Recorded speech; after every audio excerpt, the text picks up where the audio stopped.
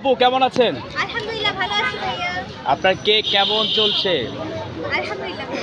আপনি কেক বেচা রেখে মিজানের দোকানের ভাত খাইতে যান, ঘটনা কি? আসলে যেহেতু মিজান ভাইয়ের হোটেলটা ভাইরাল, তো ওখানে আমার খুব ইচ্ছে ছিল খাইতে যাওয়ার। পরে যেহেতু সময় পেয়েছি তো খেতে গেছিলাম।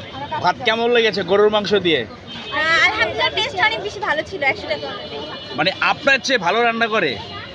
হ্যাঁ, ওখানে যেহেতু বাবুর্চিরা আছে প্রফেশনাল, ওনাদের রান্না তো মজাই হয়। আচ্ছা, এই যে মিজান ভাইয়ের ভাত যে খেয়েছেন গরুর মাংস দিয়ে, বাসায় যে রান্নাটা খান আপনার আম্মু পাক করে, তার চেয়ে কি বেশি মজা হয়েছে? একেবারে যে খারাপ হয়েছে সেটাও বলবো না, আর একেবারে যে অনেক বেশি ভালো তাও বলবো না। কিন্তু যেহেতু আমি ফ্রিতে খেয়েছি, মিজান ভাই আমাকে ফ্রিতে খাওয়িয়েছে, আর টাকা দিয়ে যদি খেতাম তো অবশ্যই আবার 100 টাকা উসুল হতো, কারণ খাবারের টেস্ট আলহামদুলিল্লাহ ভালো। মানে ফ্রিতে খাইছেন বলে এই জন্য কি আপনি সাপোর্ট করছেন যে ভালো রান্না? আসলেই খাবারের টেস্ট, আসলেই খাবারটা ভালো। পারফেক্ট ছিল। আসলে মিজান ভাইয়ের খাবারগুলা মোটামুটি ভালো, খারাপ না, কারণ আমরাও খাই। খাবার ভালো বলেই কিন্তু এখনো টিকে আছে। তো এখন এই যে কথা বলবে এখানে